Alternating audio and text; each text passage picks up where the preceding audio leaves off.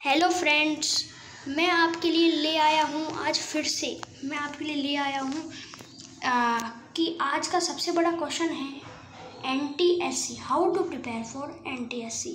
आज का सबसे बड़ा क्वेश्चन है ये कि how to prepare for NTSC। आज का ये क्वेश्चन है, NTSC के बारे में हम चर्चा कर रहे थे। तो इस क्वेश्चन का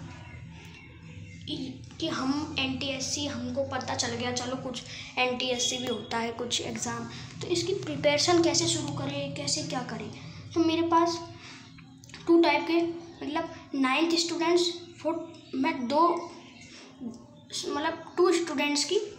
टू क्लासेस की स्टूडेंट्स की मैं स्ट्रेटजी बनाया है मैंने, और आपको मैं बताऊंगा कि 9th के स्टूडेंट्स को कैसे प्रिपरेशन करना चाहिए, 10th के स्टूडेंट्स को कैसे प्रिपरेशन करना चाहिए।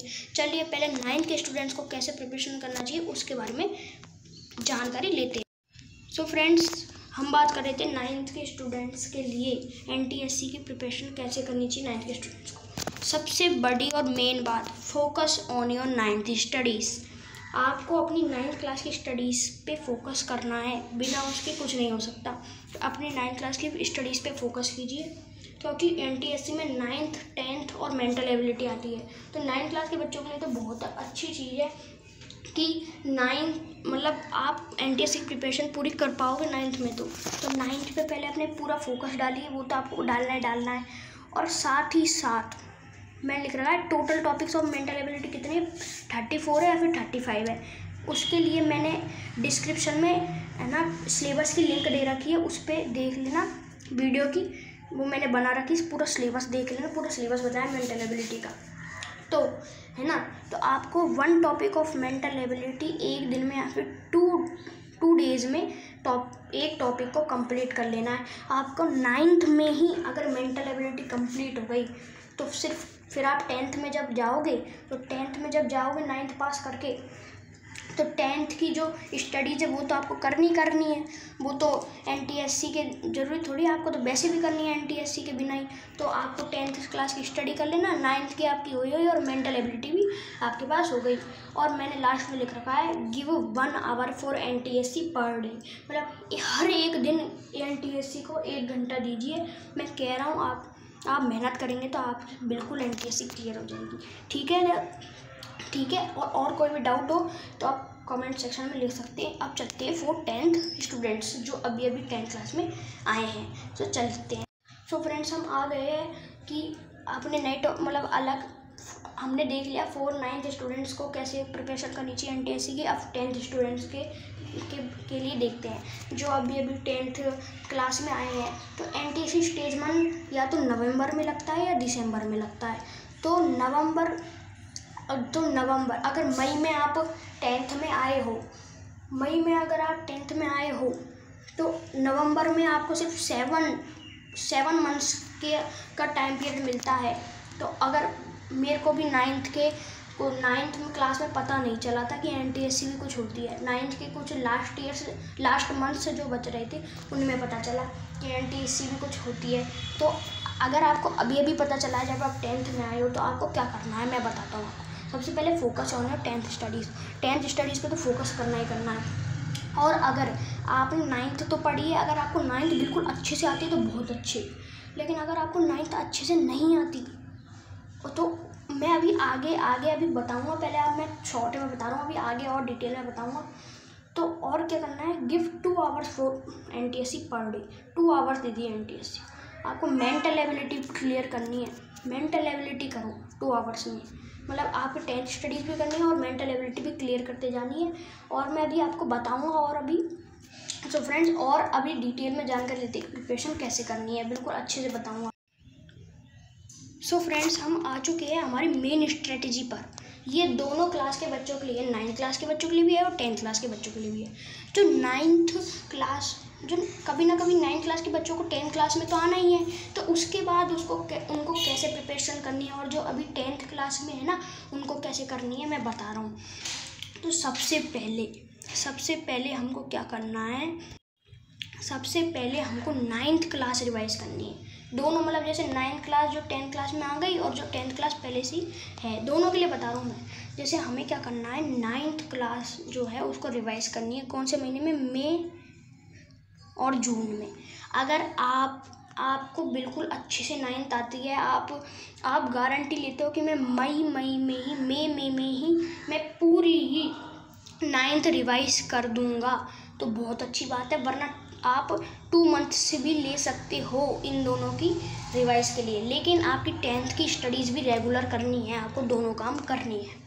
मई में और जून में आप रिवाइज कर लो 9th को।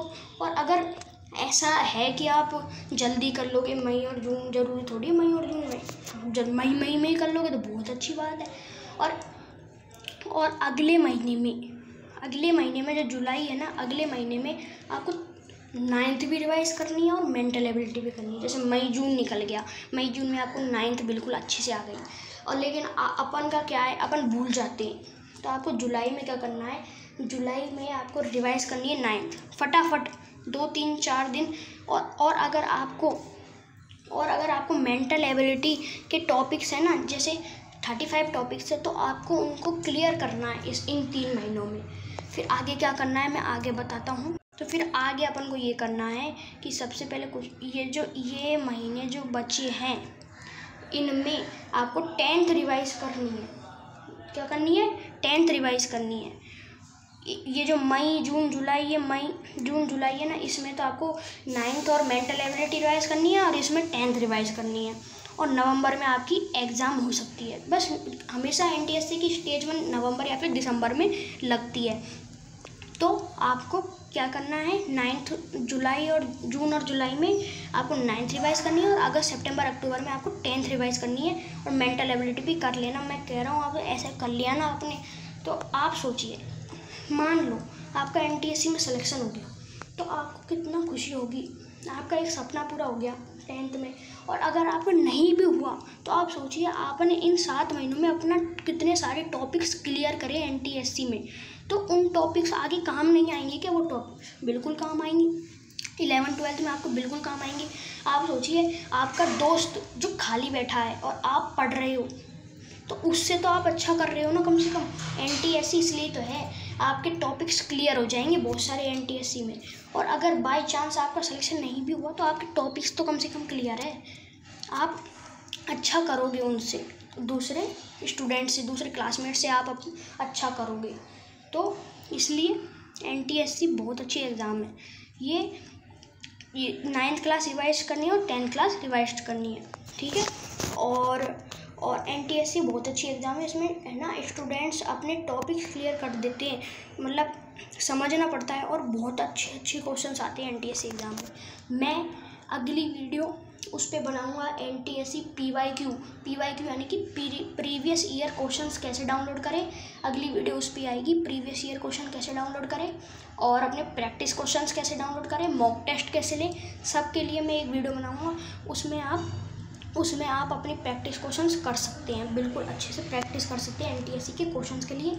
और पिछले साल के जो PYQ आए, प्रीवियस ईयर क्वेश्चन पेपर, वो भी मैं डाउनलोड करना सिखाऊंगा आपको। बस एक ऐप करना है आपको, बिल्कुल कोई दिक्कत नहीं है, मैं बता दूंगा आपको, ठीक है। और उसमें आप अपनी 10th क्लास की बुक भी डाउनलोड कर सकते हो, NTSC की तैयारी भी कर सकते हो, NSO IMO KVPY इन सब की तैयारी कर सकते हो, JEE नीट इन सब का अच्छा सा ऐप है वो, मैं आपको बताऊंगा वो वाला ऐप, ठीक है फ्रेंड्स। लाइक शेयर सब्सक्राइब कर ही देना। अब इतनी जानकारी दी है तो लाइक शेयर सब्सक्राइब करो, और जिससे मैं आपको नई वीडियोस बनाता रहूँगा, ठीक है फ्रेंड्स। तो आई होप आप NTSC की प्रिपरेशन करेंगे अच्छे से, ठीक है friends. Thank you for watching this video.